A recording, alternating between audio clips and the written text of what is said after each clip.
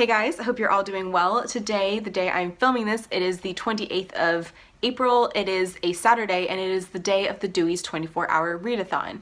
Now, in case you have never heard of this readathon, it is basically a challenge in which we all read as much as possible in 24 hours. And in the past, it's a readathon I've really liked, and I think it's a great readathon for people who maybe don't do so well on longer form readathons. Obviously, by the time this goes up, the readathon will be over, but I will link their website in the description in case you want to, keep your eye out for future dates and just, prepare yourself for the next time it comes around. My plan for today is to actually vlog my readathon experience because I've never done that with a Dewey's before. I think it'll be fun, but to start off the vlog with a bit of honesty, I am running super behind schedule. So one thing about Dewey's that's kind of unique is that they have calculated start times around the world so that everybody starts reading at the exact same time. Here in California, the readathon officially kicked off at 5 a.m., but it's actually about noon here right now. Which means that one, I overslept, like majorly, but two, it means that I have lost a huge chunk of reading time. However, I'm still gonna do my best to read as much as possible in whatever time I have left, so let's just start off with a very brief TBR. I'm pretty sure that the majority of the reading I'm going to be doing today is going to be in audiobook form, simply because, like I said, I have other things to do, and I think audiobooks really allow you to multitask. So I think that's where the bulk of my reading is going to happen. The one book that I'm pretty dang sure I'm going to finish today is the audiobook I've been listening to all week, and that is American Radical: Inside the World of an Undercover Muslim FBI Agent by Tamer El-Nouri. This has been a really fascinating read, and I'm really looking forward to seeing how it wraps up, because basically he's been focusing on this one major operation that he was part of. And I think I've got about 3 hours left, so this one will definitely get finished today. I have a couple other audiobooks in the queue, one of which is Bad Feminist by Roxane Gay, and I started this one last month, and it's just been taking me a while to get through, partially because I'm not super hooked in on the narrator. I think the problem is I know what Roxane Gay sounds like. I love listening to interviews with her, I love watching interviews with her, and I love the way she speaks. So the fact that it's not her narrating the audiobook, it's just kind of taking me out of it a little.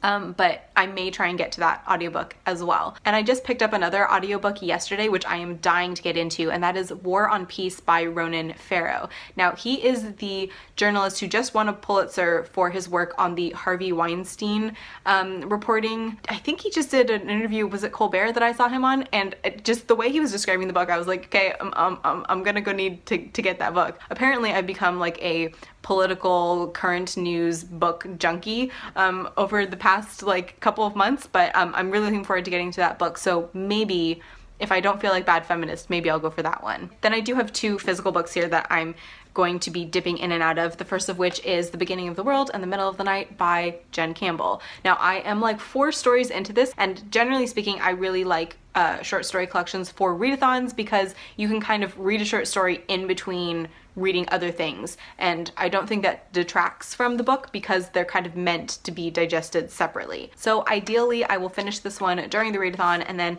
this is the other book I'm currently in the middle of. This is The Bone Witch by Rinch Pecco, and I'm kind of hoping to just make more progress on this one. I don't think I'll finish it. This is actually young adult fantasy, which I have not read in ages and which I'm really enjoying getting back into. This is kind of about witchery or witchcraft and necromancy, and it sounds amazing, and I'm enjoying it so far.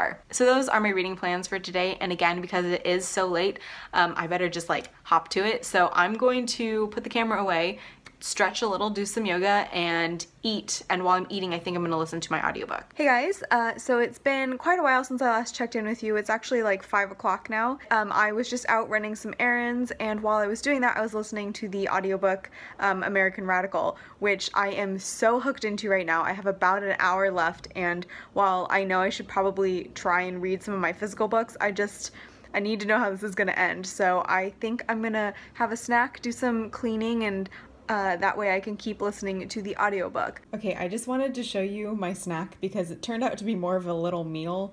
I guess it's kind of dinner time, so maybe this will be dinner, but we've got some grape leaves, some hummus, and some flatbread. It's not quite pita bread, so it's flatbread and olives. And I may have to go back for more.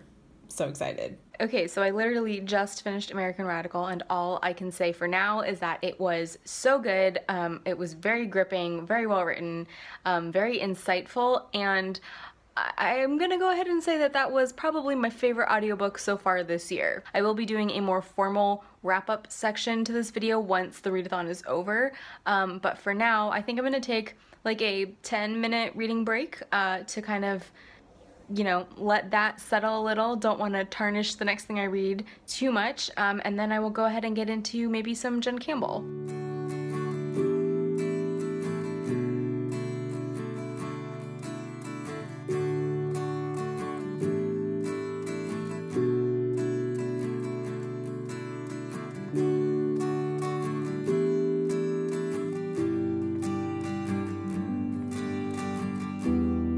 Okay, so I did that thing where I got super into what I was reading and looked up and the sun had gone down. So I'm actually sitting in the dark now. Actually, you know what? Let's see. Oh, now it's like I'm in an interrogation room. Does that make it any better? No, I don't really think it does. So I managed to read 3 stories out of the beginning of the world in the middle of the night, and I think I have 5 left to go. I basically have this little amount left to read, though I'm gonna put this down for now because I think I mentioned this in an earlier video this month. When I read too many of these in a row, I start to lose appreciation for kind of Jen's really unique tone, because although it's unique in the grander scheme of things, all of the stories are very similar in tone, very similar in feel. So I'm gonna put this down for a little while, and now basically I'm kind of torn. I'm not sure if I should start another audiobook so that I can, you know, take a break from just sitting and like do something else at the same time, or if I should jump into The Bone Witch, which I have right here. I feel like I'm gonna go for, I don't know, I feel like maybe I'll do another audiobook. Maybe I'll listen to some not Born a Crime. I'll listen to some Bad Feminist just to break things up a little. But either way, first I'm gonna get up and turn on the lights.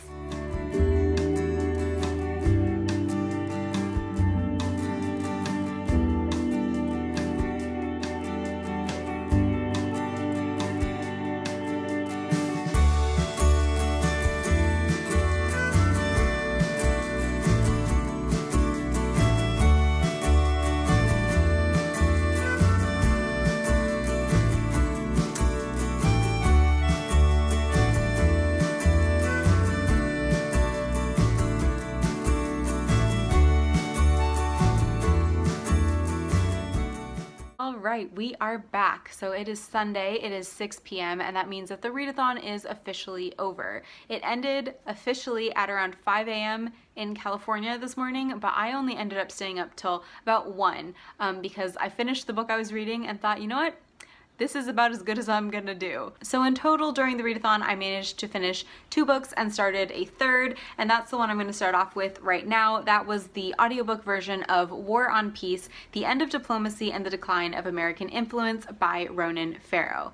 Now, I decided to go with this audiobook last night over the Bad Feminist audiobook simply because I've really been in the mood for current events, political type nonfiction right now. I don't really know why, but I've just been really loving all of that right now. I've just been very interested in it, so I decided to go with this audiobook, and I have to say I'm really glad I did. I'm not going to do a full review of this book right now because I haven't finished it yet, though I did get about 10 chapters in during the actual readathon, but I will say that so far it seems like Ronan Farrow's objective here is to kind of lay out a case for why we need to put more emphasis on diplomacy, why we need to reinvest in our State Department, and why the military should always be the support act to diplomacy and not the other way around. I will definitely be reviewing this once I have completed the book and have had a chance to jot down some thoughts, but for now I will say that it is incredibly well researched. It has a really kind of subtle,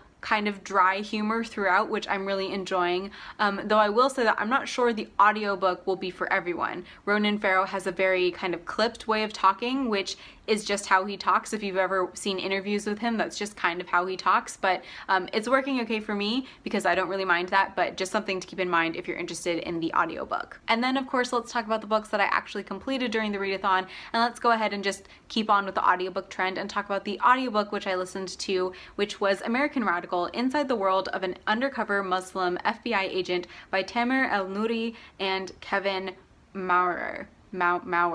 I don't know, is it weird that I could pronounce El-Nouri but not the other guy?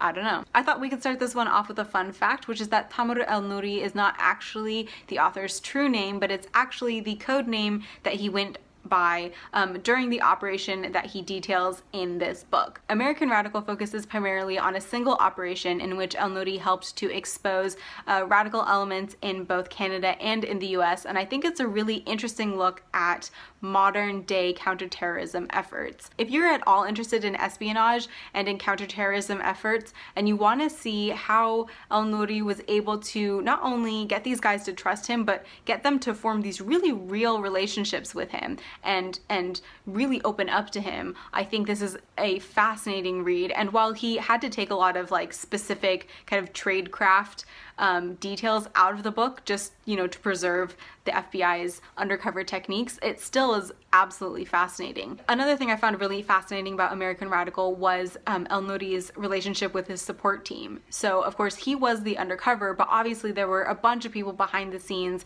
really making sure that everything ran smoothly. So these were guys taking care of his finances, people setting up logistics, people getting him in and out of different countries and setting up safe houses, and it was just really fascinating to see how well of an oiled machine it all was. It was also really interesting to see that he had a few guys who I guess were his, I don't want to say handlers, but they were his primary contacts, these men in his life who really understood that he was putting it all on the line for them and really respected him for it and really had his back. I also thought it was really interesting to get his perspective as a Muslim FBI agent who kind of felt like he had a personal interest in not only protecting his country, but in making sure that the world understood that you know, the Taliban and all of their sympathizers were not true representations of Islam. And I don't know, I just found that whole thing very fascinating. And honestly, the only fault I really could find in the book is that we didn't get much insight into what made El-Nouri want to go into law enforcement in the first place. He does touch a little bit on how he became a cop and that he was working as a cop during 9/11, and that was first kind of what inspired him to go and join the FBI or to reach out to the FBI. But I really would have liked to see how, you know, like an immigrant Muslim kid decides, hey, I want to become a police officer. I feel like we didn't get much there, but otherwise I really enjoyed this. And if you're interested at all in espionage or counterterrorism, I think this will be your jam.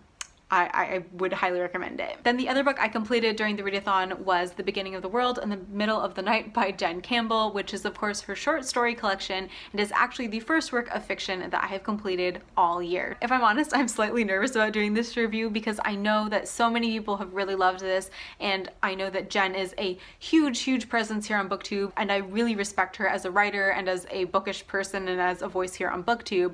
But honestly, I was slightly disappointed in this one. I'm not sure if I just had too high expectations going into it or if this is genuinely not as strong a collection as it could be. Now, I want to make this clear that I actually really love Jen's writing style. I think she has a very unique voice, and if you want to get a flavor for what the short stories sound like, I would definitely go to her channel, listen to any of her poetry videos, because I think her short stories have a very similar feel to her poetry. That being said, I do think that very specific kind of singular voice really did her a disservice in this collection, because with the exception of one story, they all felt very similar in tone to me, which is okay.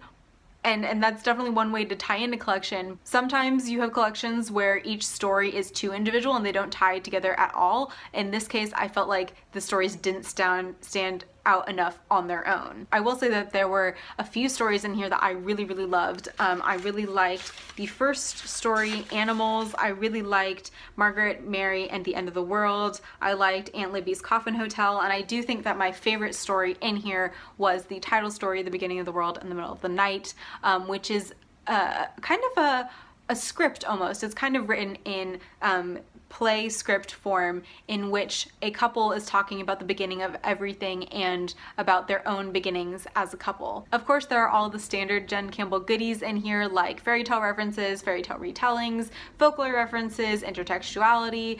She even ties in some art in some cases, and all of that was very well done. And again, I actually really like her writing style. I just think pulled together in a single collection, it didn't work for me 100%. So that's what I read for this Dewey's 24-hour readathon, and I want to say thank you guys for coming along with me. I know this wasn't the most exciting vlog, but I'm just getting warmed up because I'm actually planning to do quite a bit of vlogging in May, so stick around for that. Of course, if you participated in Dewey's, I would love to hear what your favorite read of the readathon was. For me, I think I definitely have to say it was American Radical.